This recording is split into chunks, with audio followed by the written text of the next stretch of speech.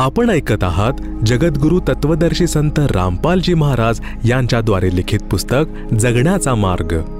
विषय सत्संगातून मिळाला भक्तीचा मार्ग. संत नित्यानंदजी यांचे बालपणीचे नाव नंदलाल होते.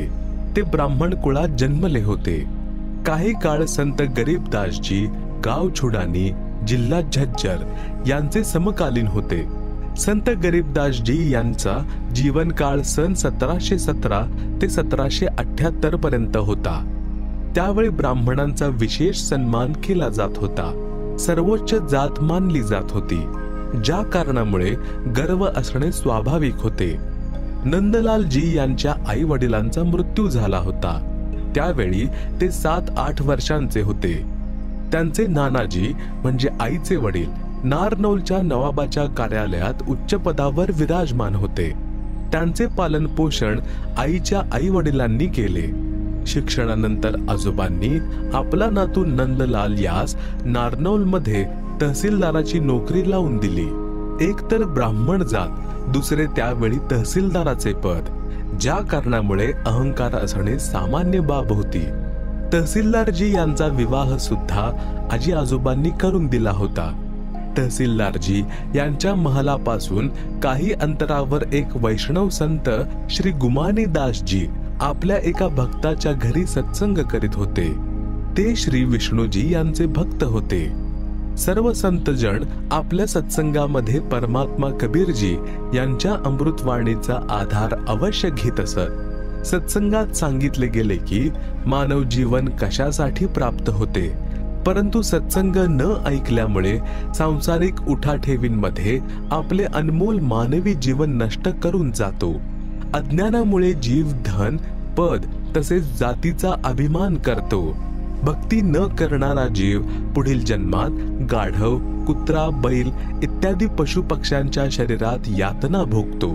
यामुळे अभिमानाचा त्याग करून पूर्ण संतांकडून दीक्षा घेऊन आपले कल्याण करून घेतले पाहिजे, नाहीतर अपरिमित कष्ट यातना भोगाव्या लागतील. सत्संगाचा आवाज ऐकून तहसीलदार घराच्या गच्चीवर खुर्ची घेऊन बसला. पूर्ण सत्संग ऐकला. दीक्षा घेण्याची प्रबळ प्रेरणा झाली, परंतु जात आणि पदाचा अहंकार त्रास देत होता.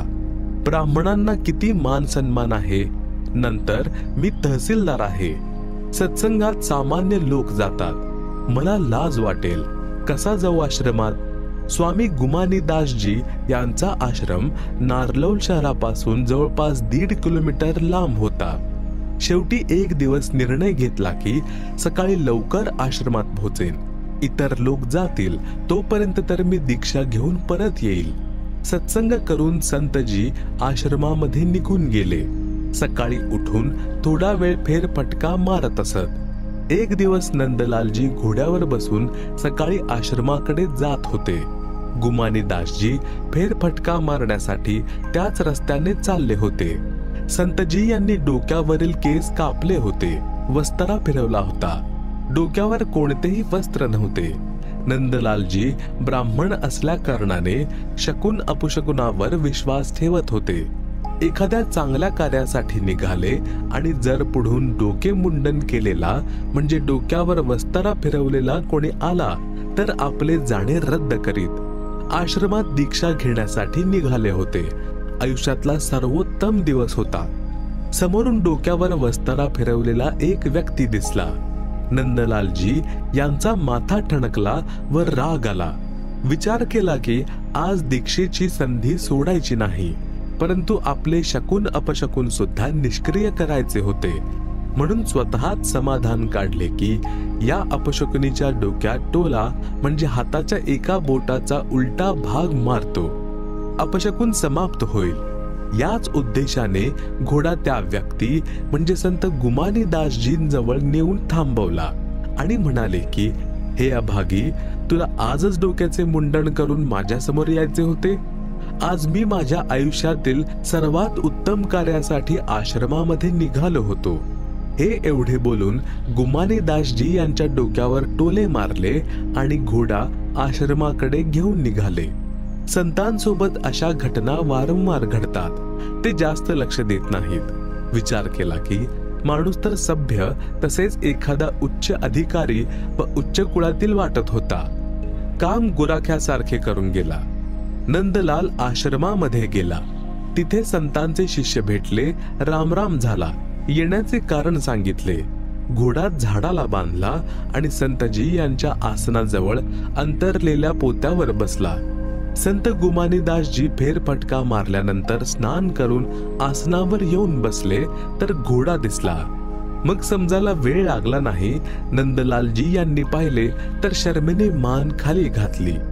गुमानीदास यांना आश्रमातील भक्तांनी सांगितले होते की हे तहसीलदारजी दीक्षा घ्यायला आले आहेत. नंदलालजी संताच्या पाया पडले आणि टोला मारण्याचे कारण सांगितले. संत गुमानीदासजी म्हणाले की हे भक्त, जेव्हा आपण कुंभाराकडे 1 आण्याचा माठ घेण्यासाठी जातो तर त्याला टोले मारून मारून वाजवून तपासतो की कुठे फुटलेला तर नाही. तुम्ही तर आयुष्याचा सौदा करायला आले आहात. तुम्ही गुरुजींना वाजवून पाहिले तर कोणतेही पाप नाही केले.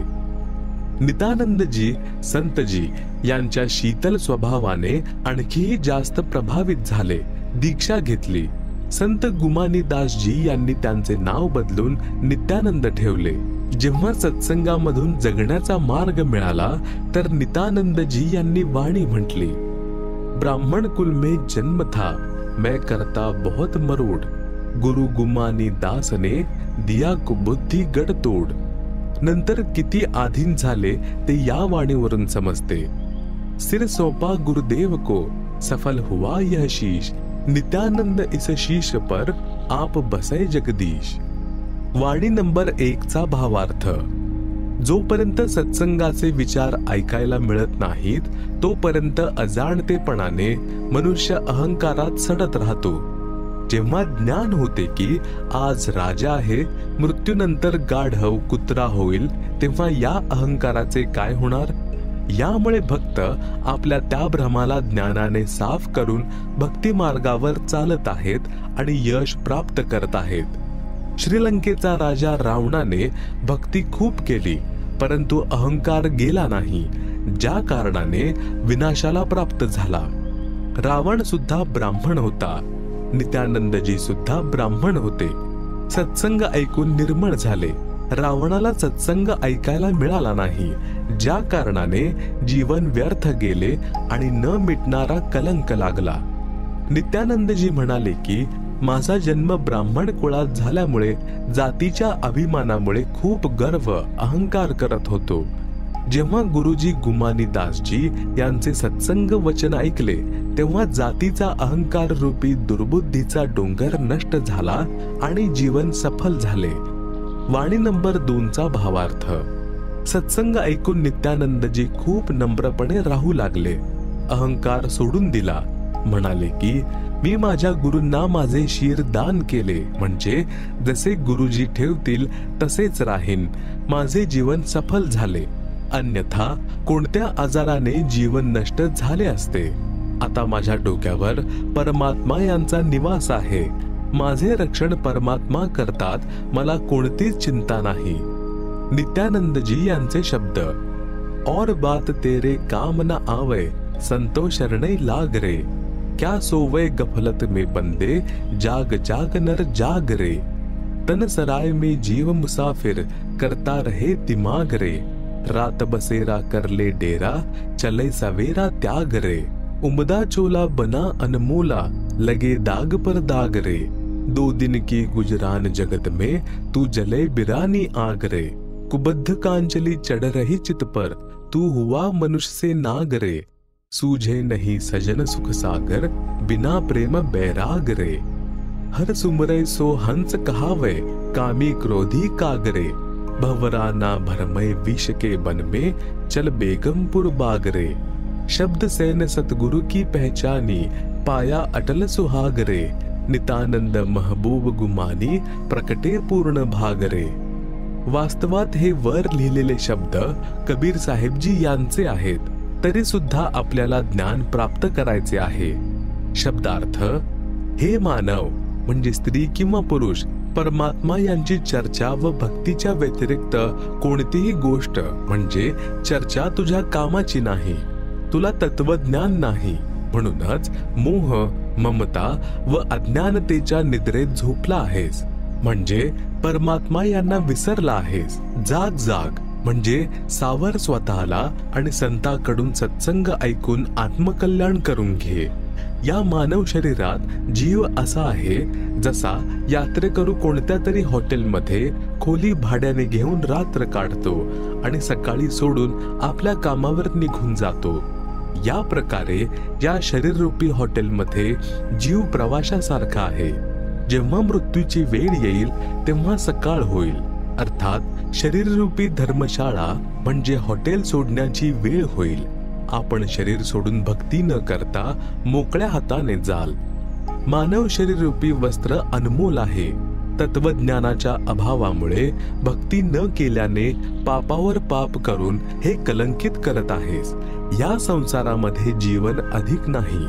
आपल्या परिवाराच्या पोषणासाठी तसेच धनसंग्रह करण्यामध्ये जो कष्ट घेत आहेस, पाप करून धन जोडत आहेस, मृत्यूनंतर परिवार तसेच धन संपत्ती दुसऱ्याची होऊन जाईल. ही जमा करण्यामध्ये केलेली पापे तुला नरकामध्ये जाळतील. पाप करून दुसऱ्याच्या म्हणजे बिराने आगीमध्ये जळून मरू नकोस. सत्संग न ऐकल्याने पाप पुण्य तसेच शिष्टाचाराचे ज्ञान होत नाही. मनुष्य खोडकर बुद्धीचा होतो. मानवता विसरून आपल्या शक्तीद्वारे निर्बलांना त्रास देऊन सर्पाचे काम करत आहे, जे तुझ्या नाशाचे कारण बनत आहे. हे सज्जन पुरुषा, हे ज्ञान आहे जे प्रेमाशिवाय व खऱ्या आस्थेने सत्संग ऐकल्याशिवाय प्राप्त होत नाही. जो व्यक्ती भक्ती करतो त्यास भक्त म्हणतात. म्हणजे हंस पक्षी जसा अहिंसावादी म्हटला जातो, अर्थात भक्त कोणास कष्ट देत नाही. हंस पक्षी देखील तलावातील मासे व किडे खात नाही, केवळ मोती खातो. कावळा स्वार्थापोटी जिवंत पशुपक्षाचे मांस टोचून टोचून खातो, कष्ट देतो. याच प्रकारे सत्संग न ऐकणारा व्यक्ती अध्यात्म ज्ञानाच्या अभावाने स्वार्थापोटी दुसऱ्यांचे धन लुटतो, चोरी करतो किंवा इतर त्रास देतो, जे पाप आहे. हे जीवरूपी भुंग्या काम, क्रोध, मोह, लोभरूपी विषय विकारांच्या विषाच्या जंगलात भटकू नकोस. हे काल लोक तर दुःखाचे घर आहे. त्या दुःख नसलेल्या सतलोकात चल, ती सुखदायक बाग आहे. नित्यानंदजी यांनी म्हटले आहे की मी माझ्या गुरुजींचा सत्संग ऐकला आणि त्यांचा संकेत समजलो जो आधी सांगितला आहे. आपले जीवन धन्य केले. मला माझे प्रिय मेहबूब गुरु गुमानीदासजी भेटले. हे माझे कोणते पूर्वजन्माचे सौभाग्य होते. शब्द तनमन शीश ईश अपने पे पहलम चोट चढ़ावे, जब कोई राम भक्त गति पावे हो जी. सद्गुरु तिलक अजपा माला युक्त जटा रखवावे, चितकोपिन सतका चोला भीतर भेक बनावे. लोक लाज मर्याद जगत की तृण जो तोड़ बगावे, कामनी कनक जहर कर जाने शहर अगमपुर जावे. जो पतिव्रता पति से राती आन पुरुष ना भावे, बसई पीहर में प्रीत प्रीतम में न्यू कोए ध्यान लगावे. निंदा स्तुति मान बढ़ाई मन से मार गिरावे, अष्ट सिद्धि की अटकन माने आगे कदम बढ़ावे. आशा नदी उल्ट कर डाटे आढ़ा बंद लगावे, भवजल खार समुद्र में बहुर न खोड़ मिलावे. गगन महल गोविंद गुमानी पलक माही पहुँचावे, नितानंद माटी का मंदिर नूर तेज हो जावे. शब्दार्थ संत नित्यानंद जी यांनी भक्ती सफल करण्याचा विधी सांगितला आहे. म्हटले आहे की गुरुजींकडून दीक्षा घेतल्यानंतर परमेश्वरास पूर्ण रूपाने समर्पित झाले पाहिजे आणि तन मन धन प्रथम परमेश्वराला अर्पण करावे. म्हणजेच सुरुवातीपासूनच त्यागाची भावना होईल. तेव्हा भक्ताची गती म्हणजे मुक्ती होईल. वाणी क्रमांक 1. काही साधक बाह्य वेशभूषा करतात. ते कपाळावर टिळा लावतात, माळ घेऊन मंत्र जप करतात, डोक्यावर मोठे मोठे केस वाढवून ठेवतात. अंतर्वस्त्राऐवजी केवळ लंगोट म्हणजे 4 इंच रुंदीचे कापड बांधतात, तसेच शरीरावर लांब कुर्ता जो गुडघ्याच्याही खालपर्यंत लांब असतो घालतात। या बाहेरील दिखाव्याच्या जागी आपल्या सद्गुरूंना सन्मान द्या, त्यांना डोक्यावर बसवा, म्हणजे गुरुचा भक्त बनून प्रत्येक मर्यादा व आज्ञेचे पालन करून लोकांमध्ये उदाहरण बना की भक्त असावा तर असा, जेणेकरून गुरुजींच्या शिक्षण व दीक्षेचा परिणाम लांबून दिसायला हवा। जसे कपाळावरील टिळा लांबून दिसतो, जी भक्ताची ओळख आहे। भक्ताची ओळख बाहेरील अवडंबराऐवजी क्रियेद्वारे केली जावी। शुभ कर्म करा, वाईटापासून वाचा, श्वासाच्या जपाची माळ श्वास उच्छ्वासाने अजपा जप करा। डोक्यावरील मोठ्या केसांच्या जटांच्या जागी सद्गुरूंद्वारे सांगितलेल्या भक्तीच्या युक्तीला दृढतेने अंगीकारले पाहिजे। गुप्तांगावर फक्त लंगोटीने संयम राहत नाही, संयम राहतो साधू भाव आत्मसात केल्याने। त्याचा अंगीकार करा। तरुण स्त्रीला पाहून मनात दोष येऊ देऊ नका, सत्यवचन बोला। हे भक्ताचे खरे कपडे म्हणजे चोला आहे, म्हणजे भक्त दिसणारे वस्त्र आहे। सत्य ज्ञानाने समजते की हा सत्य भक्ती करत आहे की आपले जीवन चुकीच्या साधनेमध्ये नष्ट करीत आहे। संसारातील व्यक्तींच्या व्यंग व लाजेमुळे म्हणजे शर्मेमुळे भक्तीमध्ये बाधा येऊ देऊ नका। ती लोकलाज म्हणजे अशी लाज की लोक काय म्हणतील, मी सत्संगमध्ये जात आहे, दंडवत करत आहे, परंपरागत भक्ती सोडली आहे। ही लोकलाज काडीसारखी तोडून फेकून द्या, म्हणजे तिला अडचण बनवू देऊ नका। कनक म्हणजे सोने, तसेच कामिनी म्हणजे सुंदर युवतीला पाहून आपल्या नियतीमध्ये दोष येऊ देऊ नका, त्यास विषासमान माना, तेव्हा साधक अमर लोकात जाऊ शकेल। आपल्या इष्टदेवाच्या प्रती पतिव्रता स्त्री सारखे समर्पित रहा। जसे पतिव्रता स्त्री आपल्या पती व्यतिरिक्त अन्य कोणत्याही पुरुषामध्ये पतिरूप भाव ठेवत नाही, भले कितीही सुंदर व धनवान असेल। आपल्या परमात्म्यांच्या भक्तीस कधीही विसरू नका। लोक दिखावा न करता हृदयापासून मनातल्या मनात श्वास उच्छ्वासाने परमात्म्याच्या नामाचे स्मरण करीत रहा। भक्त म्हणजे स्त्री किंवा पुरुष कोणीही असो, जसे पतिव्रता स्त्री आपल्या माहेरी जाते तेव्हा ती आपल्या परिवारास माहित होऊ देत नाही की ती आपल्या पतीची आठवण काढत आहे। या प्रकारे साधकाने आपले ध्यान प्रभूच्या चिंतनात लावावे। पूर्ण सद्गुरूंकडून सत्यभक्ती प्राप्त केल्यानंतर कोणी भक्ताची निंदा करीत असेल तर वाईट मानू नका। जर कोणी प्रशंसा करत असेल तर त्याने प्रभावित होऊ नका। सत्यभक्ती शास्त्रानुसार विधी विधानाने कराल तर साधकाला काही सिद्धी प्राप्त होतात, ज्या मोक्षाला सहाय्यक होत नाहीत। त्या संख्येने 8 आहेत। त्याद्वारे साधक कोणास हानी कोणास फायदा देऊन आपली भक्ती नष्ट करतो। तो चमत्कार दाखवून प्रसिद्ध तर होतो, परंतु त्याचे भविष्य नरक बनते, पशु पक्ष्यांच्या योनी प्राप्त करतो। म्हणून मोक्ष प्राप्तीची इच्छा करत साधक या 8 सिद्धीवाल्या फुकटच्या प्रभुतेत अडकू नये। यांना त्यागून मोक्ष प्राप्तीच्या उद्देशाने याच्या पुढील आशा करा, पुढे चलावे। या पृथ्वी लोकाचे धनवैभव राज्य संपत्तीच्या अनेक इच्छारूपी नदीला थांबवावे। आडवा बांध घाला म्हणजे दृढ निश्चय रूपी मजबूत बांध घालावा। संसार रूपी खारे म्हणजे दुःखांनी भरलेल्या समुद्रात पुन्हा जन्म घेऊ नका। ज्या इष्टची भक्ती गुरु सांगतात तो गुरु आपल्या अनुयायांना त्या इष्टच्या धामात जे आकाशात आहे पोहोचवण्यासाठी पूर्ण सहयोग करतात। नित्यानंद जी यांचे गुरु श्री गुमानी दास जी श्री विष्णुजी यांचे भक्त होते। नित्यानंद जी यांनी त्यांच्याच प्राप्तीचा महिमा सांगितला आहे। तसेच म्हटले आहे की आपल्या साधनेच्या शक्तीस सुरक्षित ठेवल्याने सूक्ष्म शरीर जे स्थूल शरीराच्या आत आहे ते भक्तीच्या शक्तीने तेजोमय होते। जर भक्ती करत नसेल तर ते शरीर मातीतुल्य होते। या शब्दाने हे प्रमाणित झाले आहे की जसे खेळाडू जिल्हा स्तरावर खेळतो तर खेळाचे नियम तेच असतात जे आंतरराष्ट्रीय स्तरावर खेळ खेळण्याचे असतात। नित्यानंदजी तर राज्य स्तरावर खेळ खेळत होते, त्यास सफल केले। आम्ही परमात्मा कबीरजी यांना इष्ट मानून भक्ती करत आहोत, नियम तेच आहेत। आम्ही आंतरराष्ट्रीय स्तरावरील खेळाडू आहोत। संत नित्यानंदजी यांनी आपल्या जीवनाचे शेवटचे दिवस जटैला तलावावर भक्ती करून व्यतीत केले। जटैला तलाव वर्तमानात दादरी व झज्जर जिल्ह्यात काही गावांच्या सीमेवर बनला आहे। गाव माजरा, बिगोवा, बास इत्यादींच्या सीमेवर आहे। संत नित्यानंदजी श्री विष्णूजी म्हणजे श्री कृष्णजी यांची भक्ती करत होते।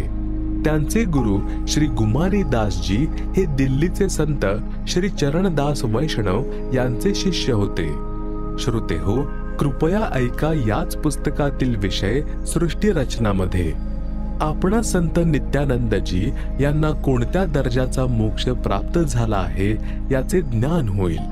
संत गरीबदासजी यांना परमात्मा कबीरजी भेटले होते। त्यांनी संत गरीबदासजी यांना सांगितले होते की संत भक्त कोणत्याही स्तरावर भक्ती करत असो तो आदरणीय आहे, परंतु जोपर्यंत परम सद्गुरु म्हणजे पूर्ण गुरु भेटत नाही, जो 2 अक्षरी सत्यनाम दीक्षित देतो, तोवर ना तर त्या गुरुची मुक्ती आहे आणि ना शिष्याची। गरीब साध साध सब नेक है, आप अपनी ठोर, जो निज धाम पहुंचा वही सो साधु कोई और। गरीब साध हमारे सगे है, ना काहू को दोष, जो सार नाम बता वही सो साधु सिरपोश। शब्दार्थ, संत गरीबदासजी यांनी म्हटले आहे की जे परमात्मा यांचा सत्य मार्ग सांगतात ते संत चांगले आत्मे आहेत, त्यांचा उद्देश चुकीचा नाही। जो जिथपर्यंतचे ज्ञान ठेवतो तो त्या ठिकाणावर योग्य आहे। म्हणजे जसे कोणी विष्णूची साधना सांगत आहे, कोणी शिवची तर कोणी ब्रह्माची। साधना वेदानुसार करतात तसेच करवून घेतात, ते त्या स्थितीपर्यंत तर ठीक आहे, परंतु त्या साधनेने ते निजधाम म्हणजे सनातन परम धाम म्हणजे सतलोक प्राप्त नाही होऊ शकत। जे संत सतलोक प्राप्तीचे मार्गदर्शन करतात ते संत मागील संतांपेक्षा भिन्न आहेत। जे संत परमात्मासाठी प्रयत्नशील आहेत ते सर्व संत आमचे सख्खे म्हणजे नातेवाईक आहेत, आमचे खास सोबती आहेत। यांना आम्ही दोष देत नाही, कारण यांना पूर्ण मोक्ष मंत्र सारनामाचे ज्ञान नाही। या संतांचे शिष्य बनल्याने जीवाचा पूर्ण मोक्ष होत नाही, जन्म मृत्यू होत राहतो। जे संत सारनामाची दीक्षा देतात ते आमच्या डोक्यावरील मुकुट आहेत, ते डोक्यावर ठेवण्यायोग्य आहेत, अर्थात विशेष आदरणीय आहेत। श्री विष्णूजी यांचाच जन्म मरण होत असेल तर साधकाला तो मोक्ष मिळू शकत नाही। जे गीता अध्याय 15 श्लोक 4 मध्ये म्हटले आहे की तत्वदर्शी संतांकडून तत्वज्ञान प्राप्तीनंतर परमेश्वराच्या त्या परमपदाचा शोध घेतला पाहिजे, जिथे गेल्यानंतर साधक पुन्हा परतून संसारात कधीही येत नाही। केवळ त्या परमात्म्याचीच भक्ती करा ज्याने संसार रूपी वृक्षाची रचना केली आहे, संसाराचा विस्तार ज्यांच्यापासून झाला आहे। हिंदू समाजाचे गुरुजन सांगतात की गीतेचे ज्ञान श्रीकृष्णजी यांनी अर्जुनाला सांगितले। श्रीकृष्णजी हे श्री विष्णूजी यांचे अवतार म्हणजेच स्वतः श्री विष्णूजी मानले जातात। श्रीमद भगवत गीताच्या अध्याय 4 श्लोक 5 मध्ये गीता सांगणाऱ्याने म्हटले आहे की हे अर्जुन, तुझे आणि माझे अनेक जन्म झाले आहेत, तू जाणत नाही, मी जाणतो। यावरून हे स्पष्ट झाले की श्री विष्णूजी नाशवंत आहेत, जन्म मृत्यू होत राहतो। श्री देवी पुराणाच्या 3ऱ्या स्कंदात स्वतः विष्णूजी यांनी म्हटले आहे की मी म्हणजे विष्णू, ब्रह्मा आणि शंकर जन्मतो मरतो, आमचा तर आविर्भाव म्हणजे जन्म आणि तिरोभाव म्हणजे मृत्यू होत असतो। यावरून सुद्धा स्पष्ट आहे की श्री विष्णूजी अविनाशी नाहीत। गीता अध्याय 2 श्लोक 17, गीता अध्याय 15 श्लोक 17 मध्ये अविनाशी परमात्मा तर गीता ज्ञानदात्यापेक्षाही अन्य असल्याचे म्हटले आहे. मग गीता अध्याय 18 श्लोक 62 मध्ये गीता ज्ञानदात्याने म्हटले आहे की हे भारत, सर्व भावाने तू त्या परमेश्वराला शरण जा. त्या परमात्म्याच्या कृपेनेच तू परम शांती तसेच सनातन परमधामाला प्राप्त होशील. या पुराव्यांवरून सहज लक्षात येते की श्री नित्यानंदजी यांना गीतेत वर्णन केल्याप्रमाणे पूर्ण मोक्ष प्राप्त झाला नाही. कबीरजी यांनी म्हटले आहे की जो जाकी शरणा बसे ताको ताकी लाज, जल सोही मछली चढ़े बह जाते गजराज. भावार्थ, जो भक्त ज्याही देवी देवतांची भक्ती करतो त्याला त्याचा इष्ट देव नक्कीच दिलासा देतो, जो सामान्य व्यक्तीला अशक्यप्राय वाटू शकतो. उदाहरणार्थ, जर एखाद्याने फौजदाराची सेवा केलेली असेल म्हणजे मैत्री केली असेल तर फौजदार आपल्या मित्राला पोलीस चौकीत आल्यानंतर खुर्चीवर बसवतो, चहा जेवण खाऊ पिऊ घालतो, जे सामान्य व्यक्तीसाठी शक्य नाही. सामान्य व्यक्तीसाठी हे अघटितच आहे. जर कोणाची पोलीस अधीक्षकांशी म्हणजे SP शी ओळख असेल तर त्याला अधिक फायदे होतात.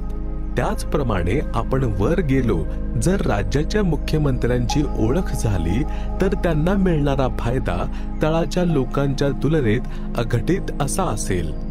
त्याचप्रमाणे देशाच्या पंतप्रधानांची जर ओळख झाली तर त्याच्या फायद्यांचा अंतच नाही.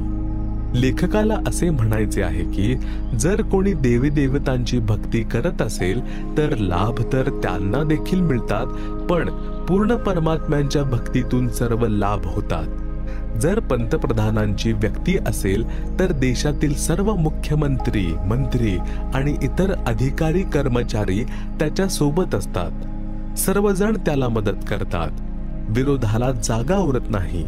त्याचप्रमाणे पूर्ण परमात्म्याची भक्ती करणाऱ्या सोबत जगातील सर्व देवी देवता होतात. ते त्याला शक्य त्या हर प्रकारे मदत करतात, अडथळा आणत नाहीत. जर कोणी भूत, पितर, प्रेत, भैरव, बेताल पूर्ण परमात्म्यांच्या भक्ताचे नुकसान करण्याचा विचारही करत असेल तर देवी देवताच त्यांना हाकलून लावतात आणि विचारतात की तो कोणाच्या शरणात आहे हे तुला माहित आहे.